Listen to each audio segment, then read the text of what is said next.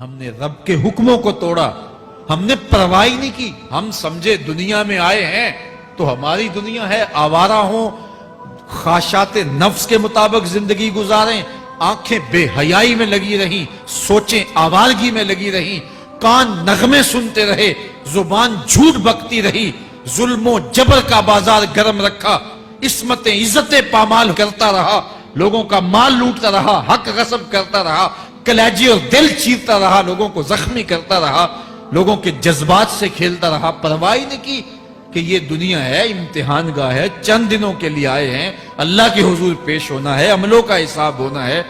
اب جب وہ دیکھیں گے کہ ہمارے ساتھ کیا ہونے والا ہے تو ان کے چہرے پہلے بگڑ جائیں گے. کیوں؟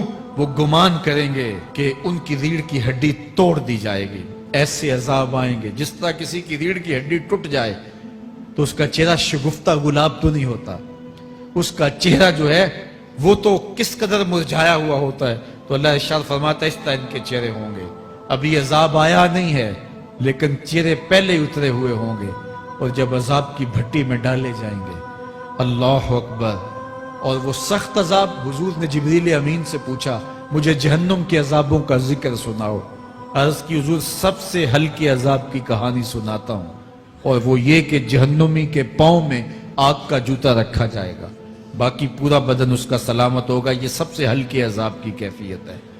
اب پاؤں میں آگ کا جوتا ہوگا، حدت، گرمی، شدت اتنی ہوگی کہ دماغ پگھل کے ناک اور کانوں کے راستے سے باہر آ جائے گا. پاؤں میں رکھے ہوئے جوتے کی گرمی دماغ کو ایسے چڑھے گی کہ وہ پگھل جائے گا اور ناک اور کانوں کے راستے سے باہر آ جائے گا. تو اللہ کے عذاب کے خوف سے چہرے بگڑ جائیں گے، حالت سلامت نہیں رہے گی. یہ بات ذہن میں رکھیں کہ اللہ جس کو جہنم میں ڈالے گا اس کو اس صورت میں نہیں ڈالے گا. یہ محمدی صورت ہے، یہ شکل اس کی چھین لی جائے گی اور اس کی شکل بڑی کر دی جائے گی. اس کا ایک ایک دانت احد پہاڑ جتنا ہوگا. احد پہاڑ کا پھیلاؤ 15 کلومیٹر پہ ہے. 15 کلومیٹر کا ایک دانت اور 32 دانت کتنے ہوں گے تو منہ کتنا بڑا ہوگا. اس کو اتنا بڑا اس لیے کیا جائے گا تاکہ وہ عذاب کی تکلیف زیادہ سہے. 70 گز موٹی کھال ہوگی اور کھال جل جائے گی تو اللہ قرآن میں فرماتا ہے ہم نئی کھال دے دیں گے تاکہ عذاب کی تکلیف اس کو گوارا کرنی پڑے. پھر چیخے گا، چلائے گا، ہائے مجھے پانی دو، پانی دو، پیاس کی شدت ہے. 70 سال تک تو اس کی کوئی آواز ہی نہیں سنے گا. 70 سال کے بعد داروغہ جہنم چیخ کر کہے گا کیا مانگتا ہے؟ وہ بولے گا مجھے پانی چاہیے. کہا جائے گا تو بے بھی ملتا ہے پانی. پھر داروغہ جہنم اسے پانی دے گا. کوکا کولا کی بوتل دے گا یا پیپسی تھما دے گا یا منرل واٹر کی بوتل دے گا؟ نہیں، قرآن بتاتا ہے اسے مائے حمیم دیا جائے گا، کھولتا ہوا پانی. اور وہ اتنا گرم ہوگا جب پینے کے لیے چہرے کے قریب کرے گا اس سے اٹھتی ہوئی بھاپ کی وجہ سے چہرے کی کھال ادھڑ کے اس کے اندر گر پڑے گی، لیکن اس کے باوجود اس کو پینا پڑے گا. اللہ فرماتا ہے یہ دنیا ہی سب کچھ نہیں ہے، سمجھ لیا یہی سب کچھ ہے، آخرت کو بھول گئے. صبح اٹھے کام پہ چلے گئے، شام آئے آوارگی میں چلے گئے، صدائیں آتی رہی حی علی الصلاۃ حی علی الفلاح، کوئی پرواہ نہیں کی. نہ پیشانیوں نے سجدے کیے، نہ سوچوں میں پاکیزگی آئی. زندگی یوں گزار کے چلے گئے. ایسے نہیں، کہا ایک وہ ہوں گے جن کے چہرے شگفتہ گلاب ہوں گے، ایک وہ ہوں گے جن کے چہرے بگڑے ہوئے ہوں گے. اللہ اکبر. کلا اذا بلغت التراقی. یہ تو قیامت کا منظر ہے نا، قیامت سے قبل بھی ایک منظر ہے. اللہ اس منظر کو بھی بیان کر رہا ہے. کلا اذا بلغت التراقی. ہاں جب جان گلے کو پہنچ جائے گی. اے انسان تیرے اوپر وہ گھڑی بھی آنے والی ہے، وہ وقت بھی آنے والا ہے جب سانس اس ہنسلی میں اٹک جائے گا، جب سینے سے بھی سانس اوپر چلی گئی. اب ڈاکٹر بھی لا علاج قرار دے رہے ہیں کہ اب علاج نہیں رہا ہے، جان بس اب نکلنا چاہ رہی ہے. اور کہا جائے گا کوئی جھاڑ پھونک والا بلاؤ. اب ڈاکٹروں نے تو جواب دے دیا. اب سانس اٹک گئی گلے میں، چند لمحوں کی مہمان ہے. اب ڈاکٹروں نے کہا اب ہماری جانب سے لا علاج ہو گیا، اب لے جاؤ اس کو گھر یا وینٹیلیٹر پہ ڈال دیتے ہیں اس کو. بس اب ہماری جانب سے کوئی اس کا علاج نہیں ہے. اب گھر والے روتے ہیں, کہتے ہیں کوئی جھاڑ پھونک والا لاؤ, کوئی دم والا لاؤ, شاید وہ کوئی دم کرے تو اس کی جان میں جان آ جائے. ڈاکٹروں نے تو لا علاج قرار دے دیا. وَظَنَّ عَنَّهُ الْفِرَاقِ. اللہ فرماتا ہے یہ تو جھاڑ پھونک والے کو ڈھونڈ رہے ہیں, لیکن جس کی سانس یہاں اٹکی ہے وہ سمجھ گیا ہے اب موت آ گئی ہے. اس کو یقین ہو گیا ہے کہ اب موت کے لمحے آ گئے ہیں, اب میں بچ نہیں پاؤں گا. اب آنکھیں تاڑے لگی ہوئی ہیں. وَالْتَفَّتِ السَّاقُ بِالسَّاقِ. پنڈلی پہ پنڈلی چڑھ رہی ہے. جب موت آ جاتی ہے تو پھر پنڈلی سے پنڈلی لپٹ جاتی ہے, اس کو پھر جدا کرتے ہیں اور جدا کر کے دونوں انگوٹھے باندھ دیتے ہیں تاکہ پنڈلی کے اوپر پنڈلی نہ چڑھے. اللہ وہ منظر بیان کرتا ہے, صاحب یہ وقت آنے والا ہے جب دونوں انگوٹھے باندھ دیے جائیں گے, جب ناک میں روئی ٹھونس دی جائے گی, جب چٹے لباس میں کفن دیا جائے گا, جب غسال کے سامنے بے بس پڑے ہوں گے, وہ چاہے یہ بازو اٹھائے چاہے یہ بازو اٹھائے, گرم پانی ڈالے یا سرد پانی ڈالے, جب بس پڑے ہوئے ہوں گے جو ہے وہ غسل دینے والوں کے, اور ناک میں روئی ہوگی اور دونوں انگوٹھے آپس میں بندے ہوں گے. یہ محل, یہ ماڑی, یہ کوٹھیاں, یہ بنگلے جس کو سویر شام لگ کے حلال حرام کی تمیز کیے بغیر بنایا تھا, غوث اعظم رضی اللہ تعالیٰ عنہ بولے مکان بنا رہا ہے, بسیں گے اور حساب تو جا کے دے گا. اور یہ تو ایک رات بھی تجھے اس گھر کے اندر نہیں رکھیں گے کہ چلو ایک رات مہمان رکھ لیں. کہتے ہیں نہیں نہیں, مہمانوں نے بھی جانا ہے تو جلدی کرو, اس کو سپرد کراؤ. وہ تو تیرا لباس بھی پھاڑ کے اتاریں گے, خود غسل دینے کے لیے تیار بھی نہیں ہے. تجھ سے خوف آنے لگا ہے, جاندی واری ڈرونا بنے ہوتے, ہاتھ نہ لاندے ڈر دے, جنہ لئی تو پاپ کمائے اج کتھے نہیں تیرے کر دے. آج تو وہ تیرے ساتھ تجھے غسل دینے کے لیے آمادہ نہیں ہے. وَالْتَفَّتِ السَّاقُ بِالسَّاقِ. جب پنڈلی پہ پنڈلی چڑھنے لگ جائے گی, إِلَىٰ رَبِّكَ يَوْمَئِذٍ الْمَسَاقُ. اس دن تیرے رب کی طرف ہی لوٹ کے جانا ہے. فَلَا صَدَّقَ وَلَا صَلَّىٰ. اس نے نہ تو سچ مانا اور نہ نماز پڑھی. وَلَٰكِنْ كَذَّبَ وَتَوَلَّىٰ. ہاں جھٹلایا اور منہ پھیر کے چل پڑا. ثُمَّ ذَهَبَ إِلَىٰ أَهْلِهِ يَتَمَطَّىٰ. پھر اپنے گھر کو اکڑتا ہوا چلا. اولا لک فاولا ثم اولا لک فاولا. تیری خرابی آ پہنچی, ہاں تیری خرابی آ پہنچی. ایحسب الانسان ان یترک سدی.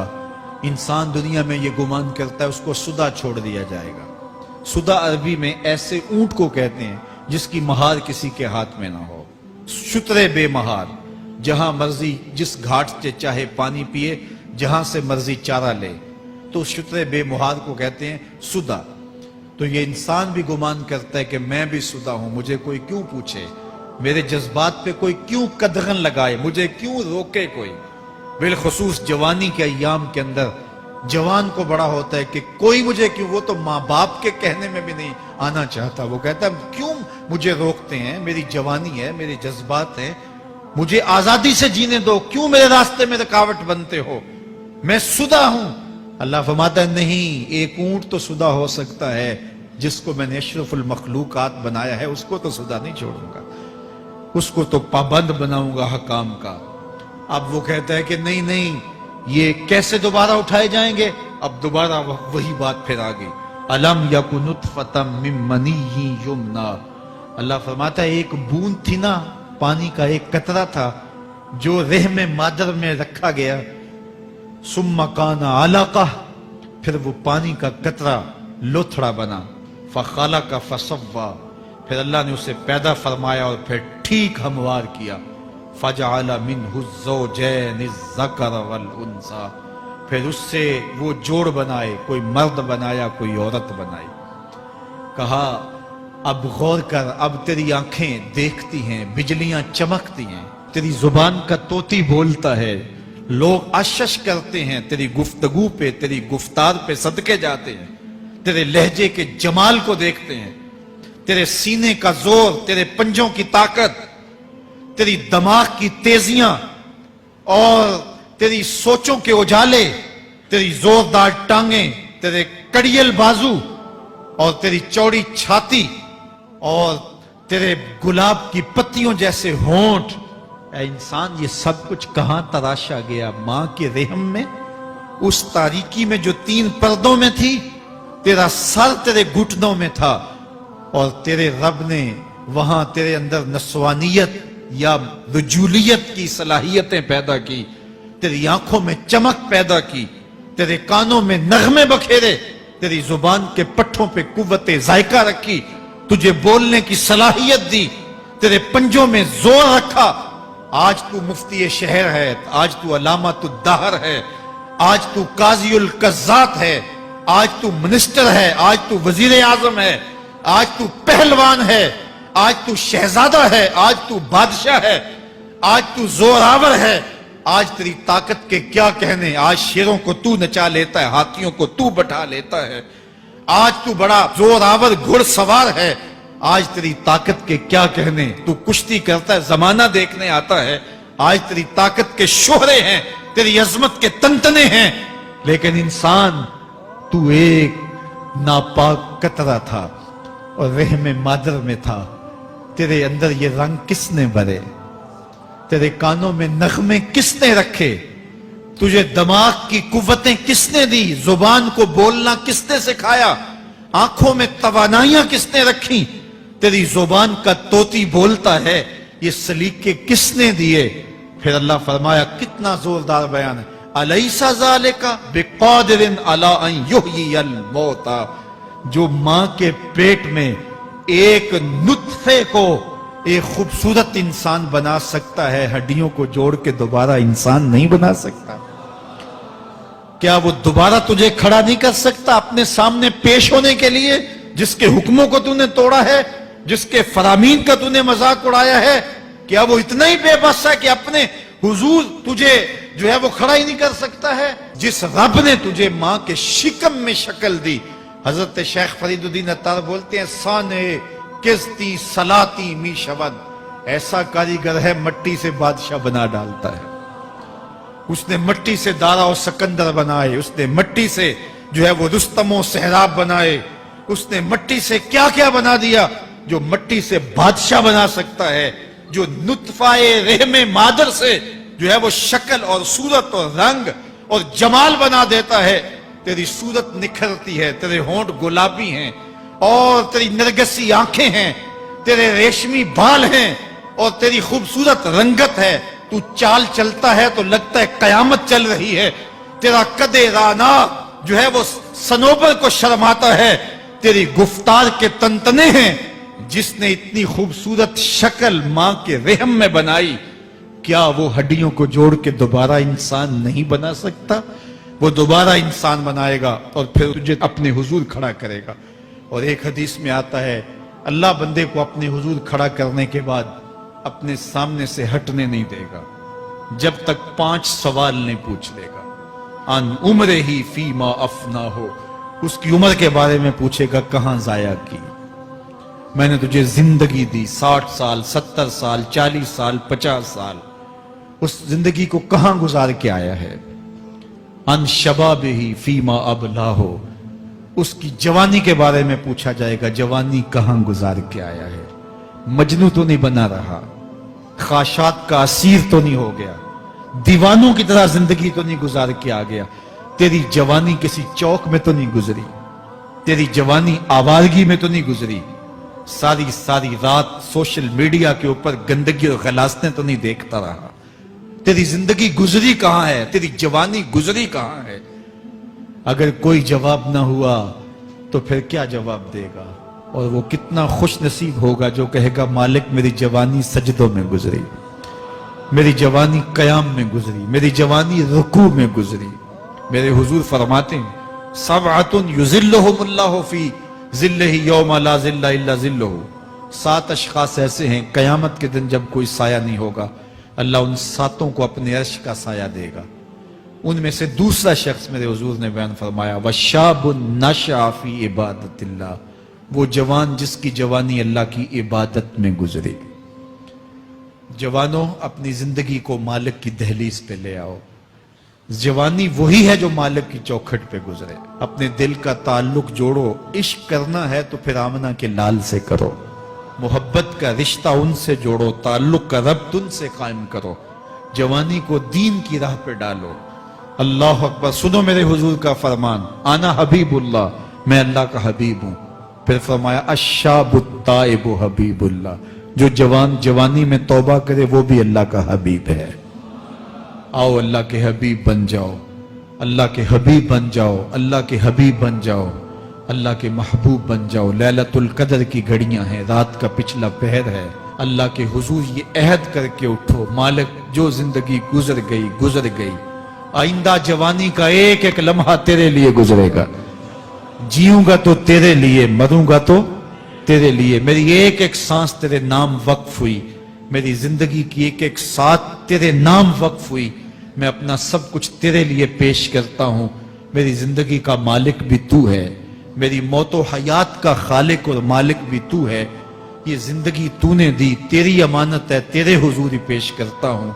اور لیلۃ القدر کی گھڑیوں میں اس عزم کے ساتھ گھروں کو لوٹو کہ اللہ میری زندگی کا ایک ایک لمحہ تیرے نام ہوا، آنے والے موسم تیرے نام ہوئے، میری جوانی تیرے نام ہوئی، میرے آنسو تیرے نام ہوئے، میری پیشانی تیرے نام ہوئی، میرے دل کی دھڑکن تیرے نام ہوئی، میری صلاحیتیں تیرے نام ہوئی، میری زبان بولے گی تو تیری تسبیح بولے گی، تیرے ذکر کے ترانے پڑے گی، میرے کان سنیں گے تو قرآن کے نغمے سنیں گے، میری آنکھیں دیکھیں گی تو مالک تیری قدرت کی نشانیاں دیکھیں گی، تیرے رسول کا روضہ دیکھیں گی، تیرا کعبہ دیکھیں گی۔ مالک میری زبان سچائی کے نور سے مالا مال ہوگی اور میں ساری زندگی تیرے نام کرتا ہوں۔ اور جب آپ اپنی ساری زندگی اللہ کے نام کر دیں گے تو پھر وہ پوری کائنات تمہارے نام کر دے گا۔ کی محمد سے وفا تو نے تو ہم تیرے ہیں، یہ جہاں چیز ہے کیا لوح و قلم تیرے ہیں۔ اللہ آپ سب کو اپنی پناہ میں، امان میں اور حفاظتوں کے ساتھ میں